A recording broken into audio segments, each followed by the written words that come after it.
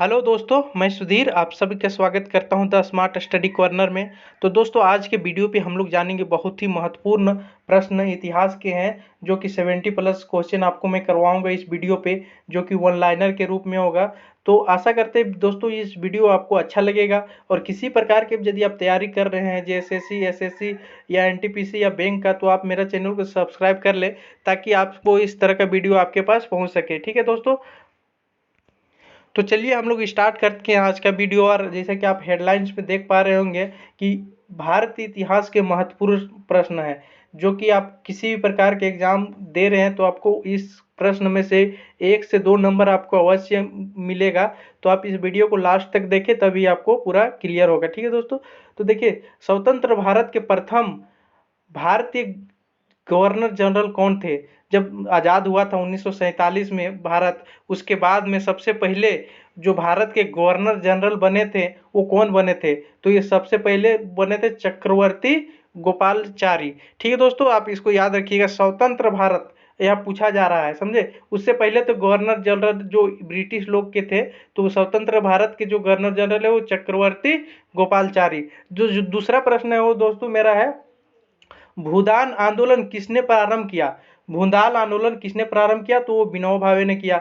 विनोबा भावे एक मतलब झारखंड में एक यूनिवर्सिटी भी है, आपको पता ही होगा, झारखंड विनोबा भावे यूनिवर्सिटी के नाम से एक है। तो और एक जो थर्ड क्वेश्चन है हम उसको देखते हैं दोस्तों, भारत छोड़ो आंदोलन कब प्रारंभ हुआ? देखिए दोस्तों, ये 9 अगस्त 1942। ये क्वेश्चन बहुत सारे स्टेट के जो जेएसएससी एग्जाम हो गई या फिर पुलिस का हो गया, हो जाता है एग्जाम, झारखंड पुलिस का, तो यहाँ पे ये क्वेश्चन बहुत ही बार पूछा गया है। तो आप इसको याद रखिएगा। ठीक है दोस्तों, तो चलिए हम लोग तीसरा क्वेश्चन पे आते हैं, चौथा क्वेश्चन पे। ये जो है चौथा क्वेश्चन, वो हमारा हमारा कांग्रेस ने भारत छोड़ो आंदोलन का प्रस्ताव किस वर्ष पारित किया था? तो ये 1942 को कांग्रेस ने इस प्रस्ताव को पारित किया था अंग्रेजों के विरुद्ध। ठीक है दोस्तों, तो अभी हम चलते हैं अगला क्वेश्चन पे। हम लोग पांचवा क्वेश्चन है हम लोग के बीच में, अखिल भारतीय किसान सभा की स्थापना कब हुई? अखिल भारतीय किसान सभा की स्थापना हुई थी वो 1936 में होती थी। तो आपको इसको याद रखना है कि बहुत ही इंपॉर्टेंट हो जाती है। जो ईस्वी से रिलेटेड क्वेश्चन रहते हैं वो ईस्वी इंपॉर्टेंट हो जाते हैं। ठीक है, और जो मेरा छठा क्वेश्चन है वो है, ग्रैंड ट्रक सड़क किन शहरों को जोड़ती है? तो जी दोस्तों, ये कोलकाता और अमृतसर को जोड़ती है। और इसी को पूछा जाए, इसी का नाम है GT road. GT road, grand track road को जीटी रोड बोलते हैं। कौन बनाया था? तो शेरशाह सूरी ने बनाया था, शेरशाह सूरी ने। तो मैंने, ठीक है दोस्तों, तो अगला क्वेश्चन हम लोग देखते हैं। अगला जो मेरा प्रश्न है दोस्तों, किस शासक ने लौह एवं रक्त बनाने की नीति का पालन किया? जो कौन से शासक शासक थे इससे पहले, मतलब ये जो इंडिया पे जो लौह एवं रक्त की नीति की पालन किया था, वो था बलबन। बलबन थे वो, जो कि लौह और रक्त की नीति को पालन किया था। अब मेरा आठवां क्वेश्चन हो जा रहा है, कृष्ण देव राय किसके समकालीन थे? किसके समकालीन थे? तो बाबर के समकालीन थे। आप इसको याद रखिएगा, कृष्ण देव राय बाबर के समकालीन थे। नौवां क्वेश्चन जो मेरा है वो है, चंद्रगुप्त मौर्य के महल के अवशेष कहाँ से मिले? ये आपको पूछा जा रहा है। तो कुम्हरहा कुम्हरहार पटना में, ये आप पटना को याद रख लिए आप इसको, चंद्रगुप्त मौर्य के महल के अवशेष पटना में मिले हैं। इसी तरह मेरा अगला क्वेश्चन हो जाता है 10वां क्वेश्चन, उस शासक का नाम क्या है जिसने विजय स्तंभ स्कृति विजय स्तंभ कृति स्तंभ का निर्माण करवाया था? तो उसके उस शासक का नाम है राणा कुंभा। आप इसको याद रखिए दोस्तों। किसी भी प्रकार का आप स्टेट पीसीएस का तैयारी कर रहे हैं तो ये सब क्वेश्चन जनरली पूछा जाता है। अब हम लोग अगला क्वेश्चन को देखते हैं। वो 11वां क्वेश्चन मेरा है, अलीगढ़ आंदोलन किसने करवाया था? अलीगढ़ आंदोलन जो कि यूपी में है अलीगढ़, तो इसका आंदोलन जो करवाया था सैयद अहमद खान ने करवाया था। ठीक है दोस्तों, मेरा अगला क्वेश्चन जो 12वां क्वेश्चन है, भारत में सिविल सेवाओं का सूत्रपात किसने किया था? जो भारत में जो सिविल सेवा है, यूपीएससी है, यूपीएससी का मतलब स्टार्ट कौन किया था? तो ही लॉर्ड कार्नवालिस किया था, जो कि अंग्रेज के यहाँ पे एक बार ई बन के आए थे। ठीक है दोस्तों, गवर्नर बन के आए थे, तो लॉर्ड कार्नवालिस द्वारा यूपीएससी का शुरुआत किया गया था। अब यहाँ और एक क्वेश्चन मेरा इंपॉर्टेंट बहुत ही हो जाता है, मेगास्थनीज के अनुसार भारतीय समाज कितने भागों में विभक्त था? मेगास्थनीज था वो, जो जिसकी पुस्तक एक इंडिका है, आप जान रहे होंगे इंडिका पुस्तक जिसने मेगास्थनीज ने लिखा है। ये बहुत ही बार एग्जाम में पूछा गया है। इंडिका पुस्तक किसने लिखा है? तो मेगास्थनीज ने। तो उसके कितने भाग विभक्त थे? तो वो 7 भाग विभक्त थे, आप इसको याद रख लीजिएगा। ठीक है दोस्तों, हम लोग अगला क्वेश्चन देखते हैं। हम लोग अगला क्वेश्चन क्या है, हम लोग अगला मेरा 14वां प्रश्न है, कावेरी ट्रेन डकैती कांड के नायक कौन थे? काकोरी काकोरी सॉरी, ये काकोरी ट्रेन डकैती के कांड के नायक कौन थे? तो ये राम प्रसाद बिस्मिल्ला बिस्मिल्ला बिस्मिल्ला। तो ये काकोरी ट्रेन एक बहुत ही घटना हुआ था जब इंडिया आज़ाद होने से पहले का ये घटना है, काकोरी ट्रेन के बारे में। तो इसको हम लोग जब हिस्ट्री को पढ़ेंगे उस समय हम लोग इसके बारे में डिस्कस करेंगे। ठीक है, तो एकट के पहले अध्यक्ष कौन थे?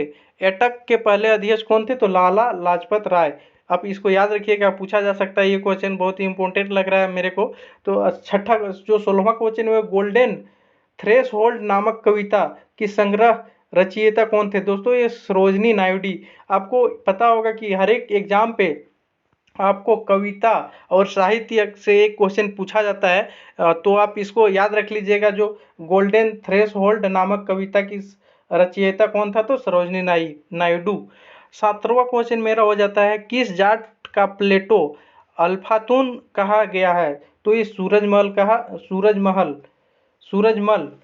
का जो प्लेटो है उनको अल्फातून कहा गया है। अब हम लोग 18वां क्वेश्चन पे आते हैं। 1947 के भारतीय राष्ट्र कांग्रेस के दिल्ली अधिवेशन की अध्यक्षता किसने की थी? तो ये राजेंद्र प्रसाद ने की थी। ठीक है दोस्तों, इसी तरह झारखंड में जब हुआ था 53वां कांग्रेस सम्मेलन जो रामगढ़ में हुआ था, उसकी अध्यक्षता कौन कर रहा था? तो इसका अध्यक्षता कौन कर रहा था उसको आप बताइएगा हमको कमेंट में। ठीक है, चलिए हम लोग 19वां क्वेश्चन पे आते हैं। गुप्तकालीन स्वर्ण सिक्कों गुप्तकालीन स्वर्ण सिक्कों को क्या कहा जाता था? तो ये रुपयक कहा जाता था। आप इसको याद रखिएगा। महात्मा गांधी को सर्वप्रथम राष्ट्रपिता के किसने कहा था? तो सुभाष चंद्र बोस ने कहा था। ये बहुत ही इंपॉर्टेंट हो जाता है क्वेश्चन। ठीक है, तो अगला क्वेश्चन हम लोग अगला जो मेरा प्रश्न है दोस्तों, तराइन की पहली युद्ध कब लड़ी गई थी? तराइन की पहली युद्ध किसके किसके बीच लड़ी गई थी पूछता है जनरली क्वेश्चन पे, और कब लड़ी गई थी? तो 1191 ईस्वी में मोहम्मद गौरी और पृथ्वीराज चौहान के बीच में। ठीक है, तो ये तराइन का पहला युद्ध था जो मोहम्मद गौरी और पृथ्वीराज चौहान के बीच में लड़ा गया था।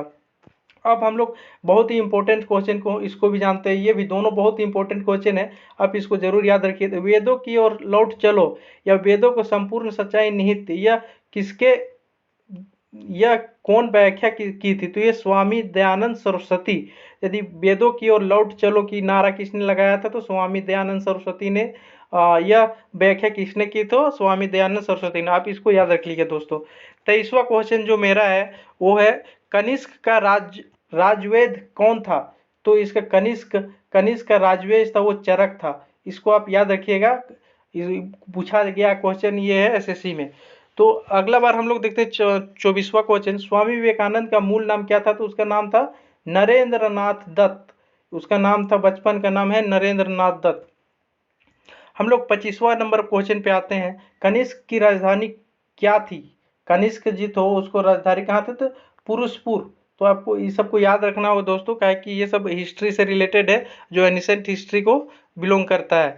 देखिए, सिकंदर के पास मगध पर सिक्का का शासन किसका शासन था? मगध पे किसका शासन था? सिकंदर के समय, जब सिकंदर यहाँ पे राज्य कर रहा था उस समय मगध पे किसका शासन था? तो घनानंद का शासन था। ठीक है दोस्तों, अब मेरा 27वां क्वेश्चन आ जा रहा है। मंगल पांडे ने किस सैन्य छावनी में विद्रोह किया? जो 1857 की क्रांति हुई थी, 1857 की क्रांति वो की बैरकपुर से हुआ था और मेरठ में ये पड़ता है, आप इसको याद रखिएगा। यहीं से 1857 की क्रांति स्टार्ट हुई थी। ठीक है दोस्तों, तो हम लोग अगला क्वेश्चन देखते हैं। अगला मेरा 28वां क्वेश्चन है, जो कि भारत में मुगल वंश की संस्थापक कौन था? तो ये आप जान रहे होंगे, कुतुबुद्दीन ऐबक। आपको इस टाइप का क्वेश्चन पूछा ही जाता है, तो आप इसको याद रख लीजिएगा। ऐसा ही 30वां नंबर जो मेरा है, अपने काल का महान संगीतज्ञ तानसेन किसके दरबार में थे? तो तानसेन जो थे वो अकबर के दरबार में थे, जो अपने टाइम के जो महान संगीतज्ञ थे, जो गीत गाते थे। ठीक है दोस्तों, तो हम लोग 30 नंबर क्वेश्चन पे आ गए हैं। इसी तरह से जो एक मुख्य नगर है वह कला के किन शासकों की रुचि दर्शाता है? तो पल्लवों की रुचि दर्शाता है। ये दक्षिण भारत में है, महाबलीपुरम जो आई थिंक आंध्र प्रदेश तरफ है। तो पल्लवों के वहाँ पे शासक, पल्लवों का उधर पे शासक चलता था। ठीक है दोस्तों, तो हम लोग 31वां क्वेश्चन पे आ रहे हैं। और भारत के में सती प्रथा कब प्रतिबंधित हुई? 1829 ईस्वी में भारत में सती प्रथा 1829 ईस्वी में प्रतिबंधित हुई, जो कि ब्रिटिश सरकार ने की थी। और जो जो सती प्रथा का स्टार्ट कब हुई थी? तो गुप्त काल में। गुप्त काल में यदि आपको पूछा जा रहा है सती प्रथा की स्टार्ट कब हुआ, तो गुप्त काल में स्टार्ट हुआ। इसी तरह 32वां मेरा जो क्वेश्चन है वो लिंगराज मंदिर की नींव किसने डाली थी? तो ययाति केसरी। ययाति केसरी, आप इसको याद रखिएगा, नाम बहुत कठिन लग रहा है तो आप इसको याद कर लीजिएगा दोस्तों। अब हम लोग 33 नंबर क्वेश्चन पे पहुंच गए हैं। अब दिल्ली के केंद्रीय सचिवालय के उत्तरी और दक्षिणी खंडों का वास्तुविद कौन था? ये आपको पूछा जा रहा है। दिल्ली के सचिवालय के उत्तरी दक्षिणी खंडों का वास्तुविद कौन था? तो ये था एडवर्ड लुटियंस। तो आप इसको याद कर लीजिएगा। अगला क्वेश्चन देखते हैं। अगला जो मेरा 34वां नंबर का क्वेश्चन है, किस गवर्नर जनरल ने व्यापकगत सिद्धांत को प्रतिपादित किया था? जो डलहौजी थे वो डॉक्ट्रेन ऑफ लैप्स का जो ये था सिद्धांत था उसको वो अपनाया था। ठीक है, तो हम लोग अब 35वां क्वेश्चन पे आते हैं। मालती माधव के लेखक कौन थे? मालती माधव एक पुस्तक है जिसकी लेखक के बारे में पूछा जा रहा है, तो उसका जो लेखक है वो भावभूति है। तो आप इसको देख लीजिएगा दोस्तों। इसी तरह से 36 नंबर क्वेश्चन पे हम लोग आ गए हैं। सिंधु घाटी स्थल कालीबंग किस प्रदेश में स्थित है? तो आप कालीबंग है जो राजस्थान में है, आप सभी को पता ही होगा। इसी तरह से हम लोग बिहार में 1857 के विद्रोह की कौन नेतृत्व किया था? तो बिहार में कौन किया था? कुंवर सिंह किया था। इसी तरह झारखंड में पूछा जाएगा तो झारखंड में जब विद्रोह हो रहा था उस समय बिरसा मुंडा ये सब नेतृत्व कर रहा था। ठीक है, तब हम लोग 38वां नंबर पे आ गए हैं। 1526 ईस्वी में लड़ी गई पानीपत की युद्ध, पहली लड़ाई में बाबर ने किसे पराजित किया था? तो इब्राहिम लोदी को बाबर ने पराजित किया था। तो बाबर का जो 4 युद्ध है, पानीपत का युद्ध, खनवा का युद्ध, चंदेरी का युद्ध, जो लगातार 1526, 1527, 1528, 1529 और लास्ट में 30 में उसकी मृत्यु हो जाती है। तो लगातार वो 4 युद्ध जीते थे दोस्तों। बाबर बहुत ही बड़े शासक के रूप में उभरा था भारत में। ठीक है, तो हम लोग 39 नंबर का क्वेश्चन देखते हैं। भारतीय शिक्षा का मैग्ना कार्टा, मैग्ना कार्टा किसे कहा जाता है? तो वुड डिस्पेंस को भारतीय शिक्षा का मैग्ना कार्टा कहा जाता है। तो अगला क्वेश्चन हम लोग देखते हैं। 40वां नंबर का क्वेश्चन जो है वो फाहियान कहाँ के निवासी थे? तो वो चीन के निवासी थे, जो कि यहाँ पे आए थे अकबर के दरबार में। आई थिंक अकबर के दरबार में वो काम कर रहे थे फाहियान।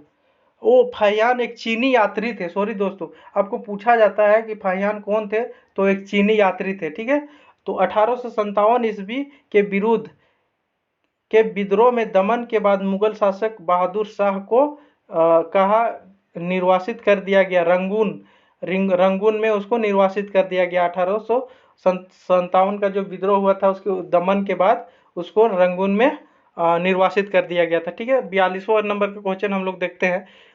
चरक संहिता नामक पुस्तक किस विषय में से संबंधित है? दोस्तों मैं अपने को बताया था कि पुस्तक से रिलेटेड आपको एक क्वेश्चन पूछा जाता है किसी भी एग्जाम में, तो ये चरक था वो चिकित्सा से रिलेटेड था। ठीक है दोस्तों, जो पुस्तक है वो चिकित्सा से रिलेटेड था।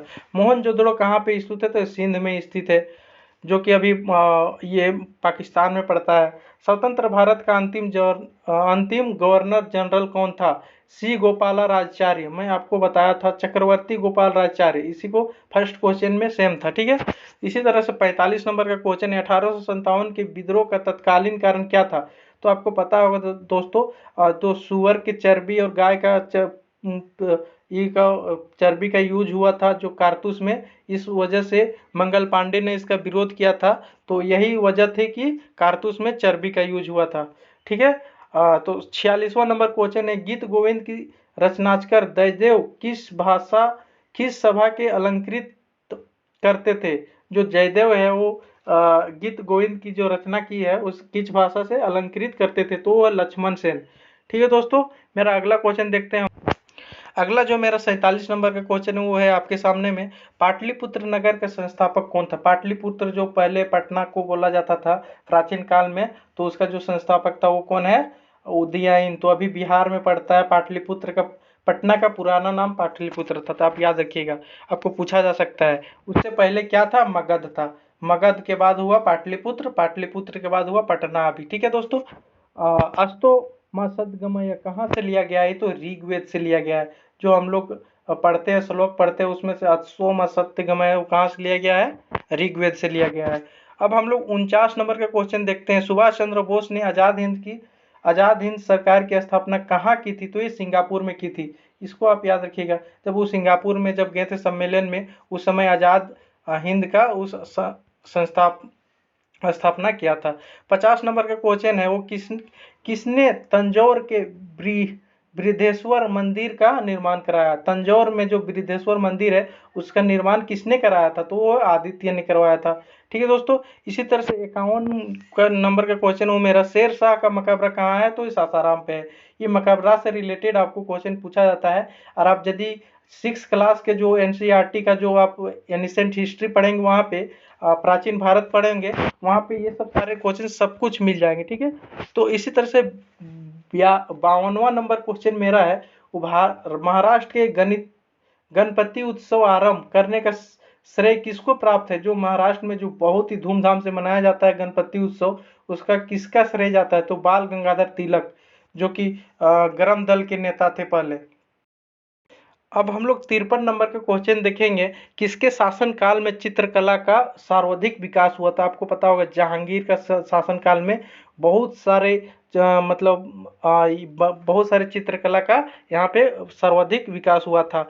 तो वर्ष 1829 ईस्वी में सती प्रथा का उन्मूलन किसके द्वारा किया गया था। देखिए, लॉर्ड विलियम बेंटिंग जो गवर्नर जनरल थे ब्रिटिश सरकार के, वो इसके द्वारा इसको खत्म कर दिया गया था। तो आप इसको याद रखिएगा। और कब स्टार्ट हुआ था दोस्तों, तो गुप्त काल में स्टार्ट हुआ था। ठीक है, आप इसको भी याद रख लीजिएगा, किसी कोई पूछेगा तो उसको बता दीजिएगा। ठीक है, 55 नंबर का क्वेश्चन है, वो है 10 मई 1857 की सिपाही विद्रोह कहाँ से आरंभ हुआ था। तो मैं आपको बताया था मेरठ के बैरकपुर जगह से। ठीक है दोस्तों, तो मेरा जो 56 नंबर का क्वेश्चन वो है, क्या है, दिल्ली सुल्तान बलबन का पूरा नाम क्या था, तो गयासुद्दीन बलबन, उनका नाम था गयासुद्दीन बलबन। तो हम लोग देखते हैं जो 97वां क्वेश्चन है, वो नामदेव कहाँ के संत थे, तो वो महाराष्ट्र के थे। पूछा जाएगा, नामदेव हाल ही में महाराष्ट्र के 2 संतों को मार दिया गया, तो आप इससे भी याद इसको रख सकते हैं कि नामदेव कहाँ के संत थे, तो महाराष्ट्र के। प्राचीन भारत में किस एक ने नियमित रूप से सोने के सिक्के चलाए, तो कुषाण ने। सोने के सिक्के कौन चलाए थे प्राचीन भारत में, तो कुषाण जो शासक थे वो चलाए थे। अब 59वां नंबर का क्वेश्चन हम लोग देखते हैं, किस युद्ध में हुमायूं ने शेर खां निर्णायक रूप से पराजित हुआ था। शेर खां था वो किस युद्ध में हार गया था, तो वो कन्नौज का युद्ध था जिसमें शेरशाह पूरी तरह से हार गया था। ठीक है दोस्तों, तो आज का मेरा 59 प्रश्न ही मैं आपको दे पाया। मैंने आपको बोला था कि 70 प्लस दूंगा, तो कोई बात नहीं, मैं नेक्स्ट टाइम आपको 10 प्रश्न आपको ऐड करके ज़्यादा दूंगा। ठीक है दोस्तों, तो यदि अभी तक मेरा चैनल को सब्सक्राइब नहीं किए हैं तो सब्सक्राइब जरूर कर ले, ताकि इस टाइप्स के वीडियो आपको मिलते रहे। साथ ही इस चैनल पे आपको जो ये है टेस्ट मटेरियल भी आपको प्रोवाइड किया जाएगा। जो मॉक टेस्ट मटेरियल है सब आपको डिस्क्रिप्शन बॉक्स में आपको मिल जाएगा। ठीक है दोस्तों, तो थैंक यू, धन्यवाद।